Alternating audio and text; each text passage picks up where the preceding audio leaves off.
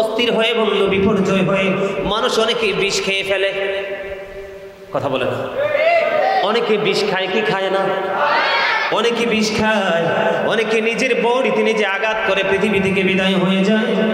অনেকে আবার পাহাড়ের চূড়া থেকে লাফ দিয়ে, বাড়ির ছাদ থেকে লাফ দিয়ে তার জীবন বিপন্ন করে দেয়। দেয় কি দেয় না? আরো জোরে বলেন। আমার রাসূল জানিয়ে দিয়েছেন হাদিস শরীফের মধ্যে এসেছে, বন্ধু আপনি যতই দুঃখ পান, যতই কষ্ট পান, কখনোই মৃত্যু কামনা করবেন না। আমার আল্লাহর কাছে কখনোই মৃত্যু চাইবেন না। যদি আপনি আল্লাহ বলা হন, দিন যত যাবে রে আপনার নেকির পাল্লায় তত বেশি নেক আমল ঢুকতে থাকবে।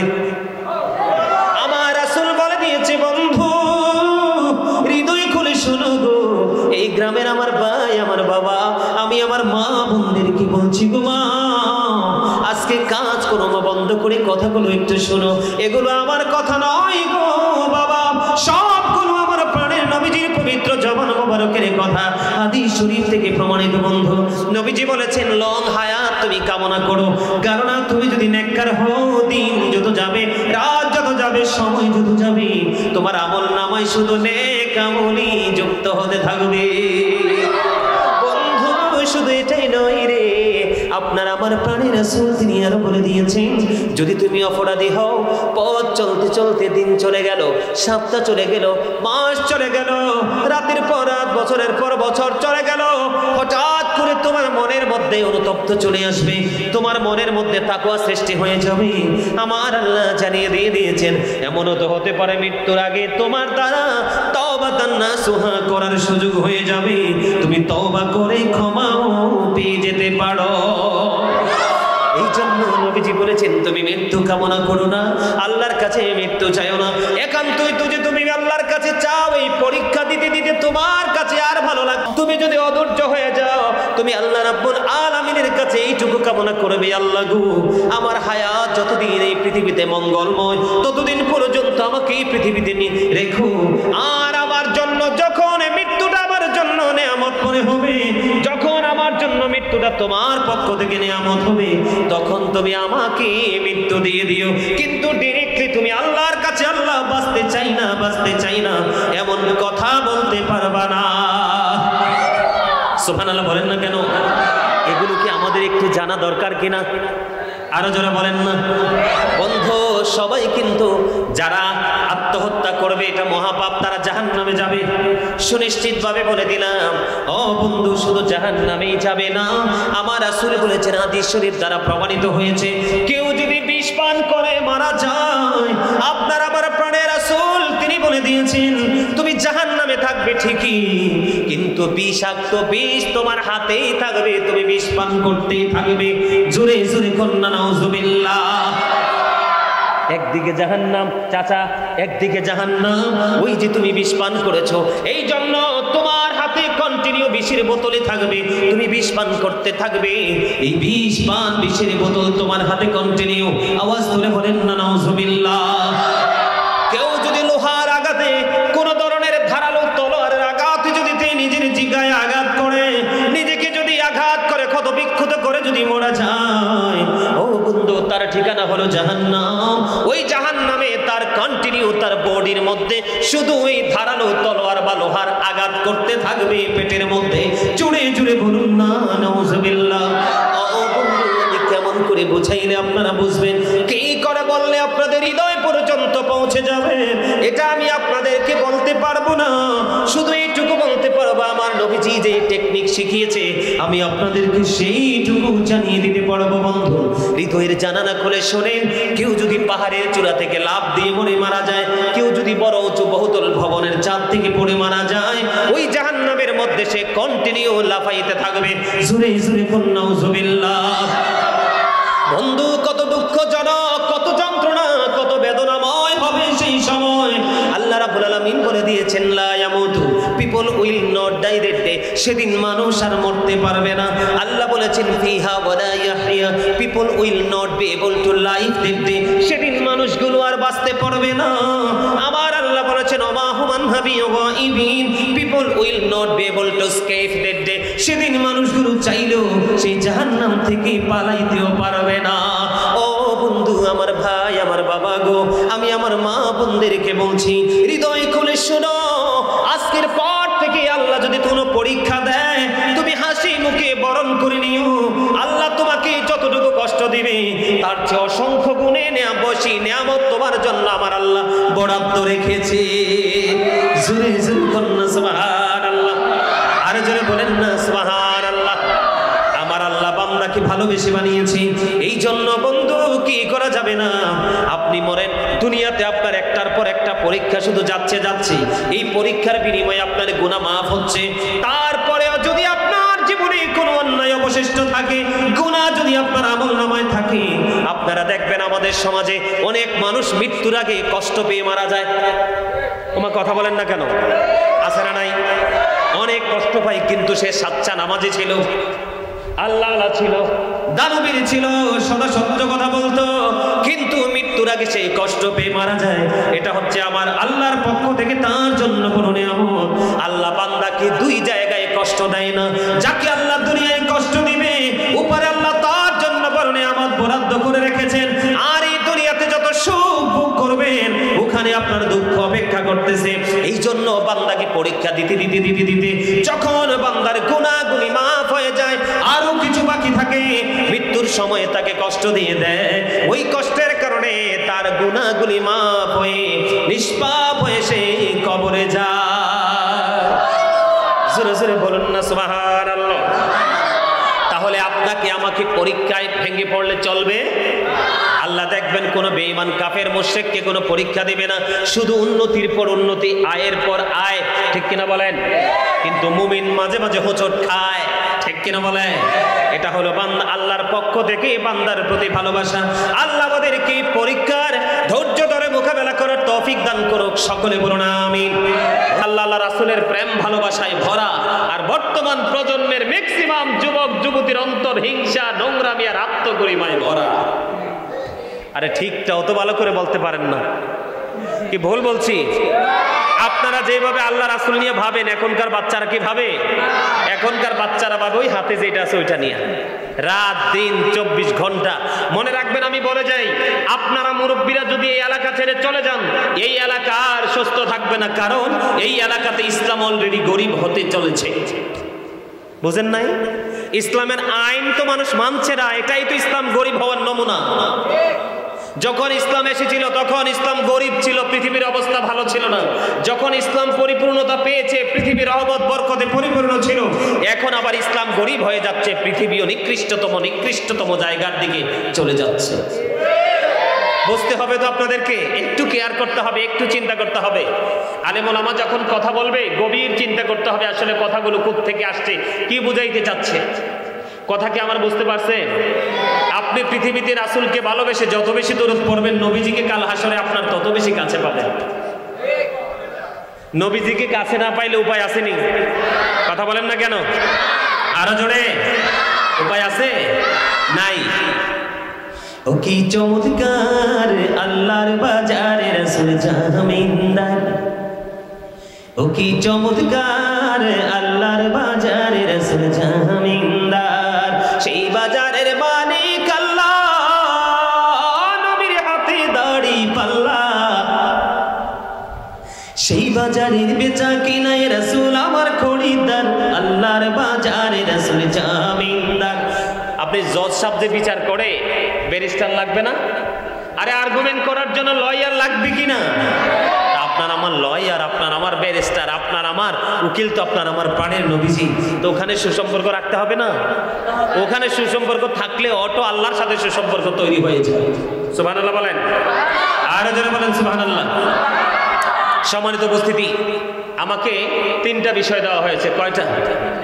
3টা বিষয়ের মধ্যে একটা হলো বিবাহ নিয়ে আলোচনা করা, আরেকটা হলো দুনিয়া যে পরীক্ষার কেন্দ্র এই বিষয়টা নিয়ে একটু আলোচনা করা, আরেকটা হলো শাহাবুদ্দিনের একটা পছন্দের ইতিহাস আছে কোরআন থেকে, ছোট্ট করে একটু গল্পটা ইতিহাসটা বলে শোনানো। তবে আজকে যেহেতু শাহাবুদ্দিনের বিবাহ উপলক্ষে গান বাদ্যযন্ত্রকে বয়কট করে আজকে যেহেতু জান্নাতের বাগান সাজানো হয়েছে, সেজন্য আমাকে এই জান্নাতের বাগান আজকে এই যে বিবাহ উপলক্ষে মাহফিল, এই বিবাহটা নিয়ে আমি আগে আলোচনা করতে চাই, কারণ এটা শাহাবুদ্দিনের জন্য একটা নিয়ামত এবং পরিপূর্ণ বরকতের রাত। সুবহানাল্লাহ বলেন না কেন? আলহামদুলিল্লাহ বলেন। আর জোরে। অল্প টু আল্লাহ, সমস্ত প্রশংসা আল্লাহর জন্য। কার জন্য? সমস্ত প্রশংসা কার জন্য? আল্লাহর জন্য। এই জন্য আলহামদুলিল্লাহ বলতে কৃপণতা করা যাবে। একদিকে প্রশংসা, আরেকদিকে জিকির। কি আমাদের আমল কয়টা? মজা না? আসলে মজা বুঝলেই না মজা, মজা না বুঝলে তো কিছুই না। এই যে দেখেন আমাদের সমাজে মানুষ কি না কন্টিনিউ নামাজ পড়ে না, কিন্তু আদতে সমাজের মানুষ নামাজের পরে যে নামাজি হয়ে যে চলার কথা, এটা কি চলছে? চলে না তো। নামাজ থেকে বের হয়েই তো মিথ্যা কথা বলে ফেলে। কথা বলেন না? তার কারণ নামাজটা হয় নাই। কারণ নামাজকে যেইভাবে পড়ার কথা তিনি সেইভাবে নামাজ পড়ে নাই। ঠিক তেমনি আজকের মাহফিলে আপনি সত্যিকারের মানসিকতা নিয়ে বসতে হবে। আপনি 5 মিনিট বসেন, তারপরও আপনার জীবনে বড় একটা নিয়ামত বয়ে আনবে। কিন্তু আপনি যদি 6 ঘন্টা, 2 ঘন্টা, 3 ঘন্টা, 1 ঘন্টা, আধা ঘন্টাও বসে থাকেন, কিন্তু প্রেমও নাই, মানসিকতাও নেই, বসে থেকে আপনি কিছু নিতেই পারবেন না। এই জন্য আমি আজকে শুরুতে একটা আয়াত তেলাওয়াত করেছি। আল্লাহ রাব্বুল আলামিন কি বলেছেন? ইয়া আইয়ুহাল্লাযীনা আমানু কু আনফুসাকুম ওয়া আহলিকুম নারা। আল্লাহু আকবার। আমার আল্লাহ বলে দিয়েছেন, O believers, save yourselves and your families from the fire. আমার আল্লাহ ঈমানদারকে ডেকে বলেছেন, ও মুমিন, তুমি জাহান্নাম থেকে বাঁচো এবং তোমার পরিবারকেও জাহান্নাম থেকে বাঁচাও। কোন বেঈমান কাফের মুশরিককে আল্লাহ ডাক দেয়নি, কোন মুনাফিককে ডাক দেয়নি। আমার আল্লাহ ডাক দিয়েছেন ঈমানদারকে, কারণ এই বয়ান ঈমানদার ছাড়া অন্য কারো কাছে মজা লাগবে না।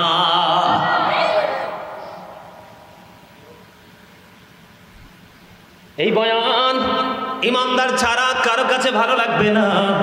ও বন্ধু, আমি আপনাদেরকে বলে দিতে চাই, এই দুনিয়াটা যে একটা পরীক্ষা, এটা আপনারা জানেননি।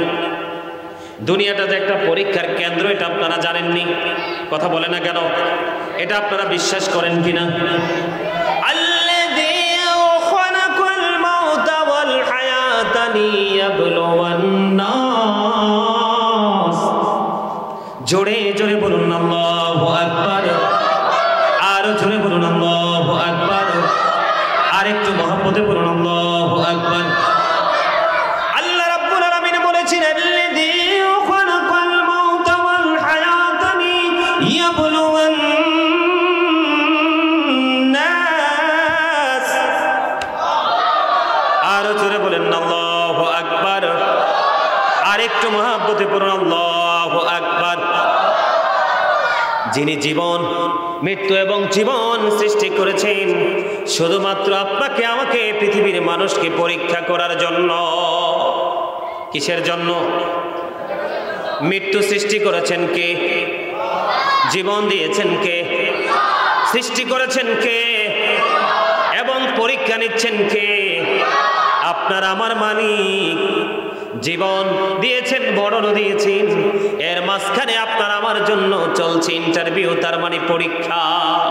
এক্সাম চলতেছে। কি চলতেছে? এক্সাম চলতেছে, পরীক্ষা চলতেছে। মাঝখানে যে একদিকে জীবন, এতক্ষণে তার বুদ্ধি হইছে।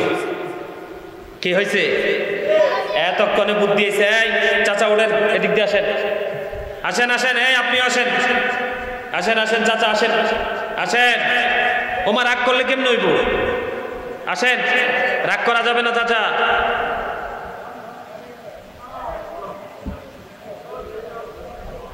এতক্ষণ ওরার বুদ্ধি হয়েছে, বুঝছেন? ওরা বুঝে নাই। আসেন মুরব্বী চাচারা, আসেন। ওমা আসেন না কেন? আপনি আসেন, আসেন এদিক দিয়ে আসেন, এইদিক দিয়ে আসেন। আরো দুজন আসেন, আমি তো চিনি না, এটা অনেক আগেই তাদেরকে দেওয়া উচিত ছিল। আসেন আসেন, আরো দুজন আসেন এদিক দিয়ে। আরে ভয় পাইতেছে, ভয় পাইতেছেন? হ্যাঁ, ভয় নাই, ভয় নাই, মোহাব্বত। কথা বলবেন না, দয়া করে আমার দিকে তাকান। ওয়ালাইকুম আসসালাম। বসেন বসেন বসেন। ওয়ালাইকুম আসসালাম। জীবন সৃষ্টি করেছেন আমার আল্লাহ, মৃত্যু সৃষ্টি করেছেন আল্লাহ, মাঝখানে আপনি আমি দিচ্ছি পরীক্ষা। বলেছেন কে? আরো জোরে বলেন না, কে বলেছে? বন্ধু হৃদয় দিয়ে শোনেন, আমি একটু পরীক্ষায় যাই। আমার আল্লাহ বলেছে, বান্দা এই পৃথিবী তোমাদের জন্য বিপর্যয়ের জায়গা, দুঃখের জায়গা, অশান্তির জায়গা। কিন্তু এই দুনিয়াতে যত দুঃখ, যত কষ্ট, যত যন্ত্রণাই পাও, অস্থির হইও না, কখনোই আল্লাহর কাছে মৃত্যু কামনা করিও না। জোরে জোরে বলুন আল্লাহু আকবার। এটা কিসের জায়গা? পরীক্ষার জায়গা। কে বলেছেন? আমার আল্লাহ বলে দিয়েছে বন্ধু, এটা আপনার আমার জন্য বড় একটা পরীক্ষার জায়গা। এই জন্য আল্লাহ রাব্বুল আলামিন জীবনও দিয়েছেন, মৃত্যু দিবেন। আপনাকে আমাকে মনে রাখতে হবে, ওয়ালিল্লাহি মা ফিস সামাওয়াতি ওয়া মা ফিল আরদি। জোরে জোরে কন্না, ওয়া ইলাল্লাহি তুরজাউল উমুর। আল্লাহু আকবার বলেন। আসমান জমিনে যা কিছু আছে সবই আল্লাহর, সব কিছু আল্লাহর দিকেই ফিরে যাবে। তার মানে আপনি আমি পরীক্ষা দেওয়ার পরে ওই পরীক্ষার রেজাল্ট কি সেটা বোঝার জন্য পারে যেতে হবে। এই জন্য আল্লাহ রাব্বুল আলামিন মৃত্যু সৃষ্টি করেছেন, জীবন সৃষ্টি করেছেন, মাঝখানে আপনার আমার জন্য হলো পরীক্ষা বন্ধ। এই পৃথিবী নামক বিশাল এই ভূখণ্ডটা, এটা আপনার আমার জন্য বন্ধু একটা পরীক্ষার খাতার মতো। কিসের মতো? এই বিশাল ভূমি, এটা একটা পরীক্ষার খাতার মতো। আর আপনার আমার জীবনের প্রত্যেকটা কাজকর্ম হলো আপনার আমার খাতায় লেখা।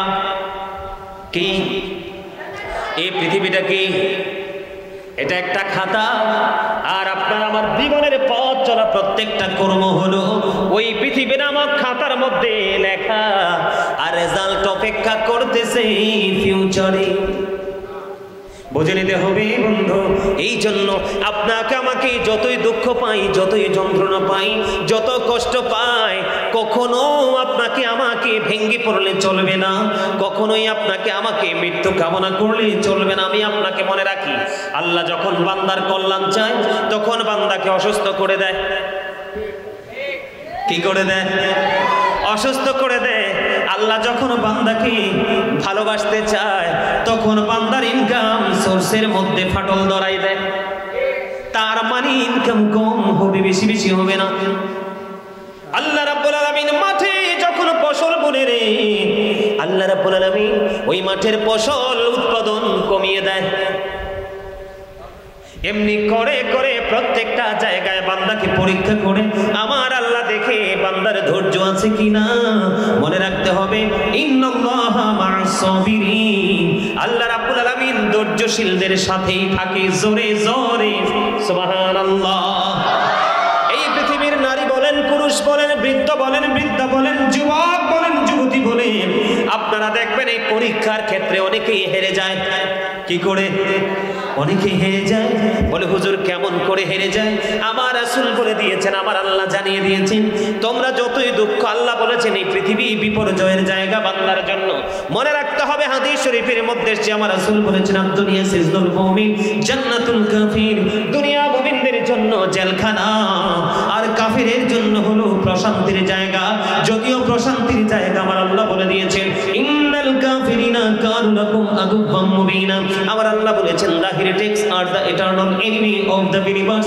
ঈমানদারদের প্রকাশ্য শত্রু হলো বেঈমান কাফেরেরা।